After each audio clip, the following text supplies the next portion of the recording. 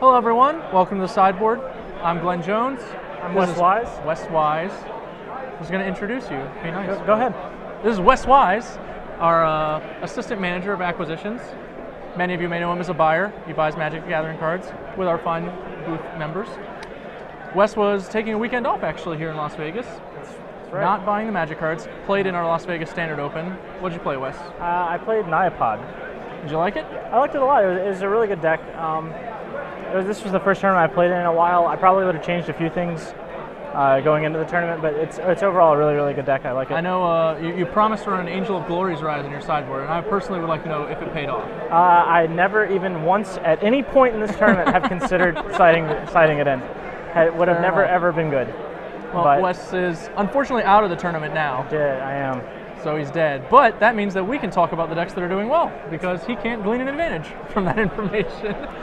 So I'm going to just start you guys off. I took down all the decks that were 5-0, figured out what everyone was playing. It was a pretty interesting collection. Since then, we've obviously had some wins, more than a few, in fact.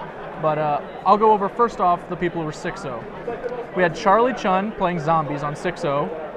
Eric Pankin playing Mono Green Aggro, 6-0. Trevor Carr, Solar Flare, 6-0. Zach Meza, Niapod, 6-0. Chad White on Mono Black Control, whom we had in here when he was 4-0. He kept it up and he's 6-0. And Han Q, 6-0, also with Zombies. That's actually a lot of black, which was the thing that was most surprising to me. Yeah. I mean, it's just really neat to not see 6-0 Delver, 6-0 Delver, 6-0 Delver. There's definitely like some Delver at the top tables. We had Yeah. Alex Etzel at 5-1 now, Yeah. but he's it. That's it for Delver at the really high tables. There are a few people back who might be able to battle back from 1 or 2 losses, but that's it. Yeah. And I actually, the mono black thing is kind of interesting because I feel like black is actually an ideal color to fight Bonfire of the Dead, which is kind of like the reason I think it might be a resurgence. Yeah. Zombies creatures are really resilient. The control decks just don't care, obviously. Yeah. So we have, of course, a number of green decks. I mentioned the mono green aggro, but the Niapod deck is also there. On 5-1, people who used to be 5-0 at least, we have green-red aggro, another Niapod, another Zombies, another Niapod. Yeah. So, Elliot, you picked a good archetype, it seems. Definitely. Other people agree. I mean, it's pretty standard. Just, my big questions were like Strangleroot Geist over Visionary, Elvish Visionary, yeah. or to play Thalia or not to play Thalia. Essentially, were like the only main deck. The main deck. You went up sideboarding Thalia? I went up sideboarding, which is fine because I ran into a whole bunch of mirrors. Sure, I think that's actually correct. With all the aggressive decks, I mean, you just read this list. Who on this list do you even want to Thalia against? It's grim.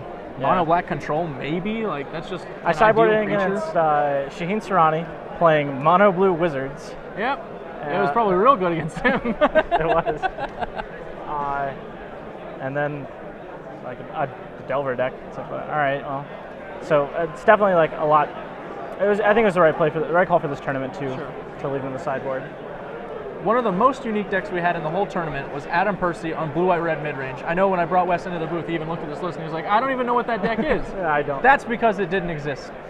Adam Percy is, as far as I know, the first person I've seen playing this deck. And it actually makes a lot of sense. We did a little article about all the decks that seemed cool in the tournament. And I talked about how Craig Wesco basically took blue-white Delver and added bonfires to it. He spawned a whole new deck. Sure. Adam Percy pretty much just did the same thing with Sam Black's blue-white mid-range deck. Just take a deck that's good, blue-white, add some bonfires to it, go to town. Yeah. He added a little bit more, like Wick Flare and Desperate Ravings, and I think he even had some Devil's Plays, which is really ambitious. Yeah.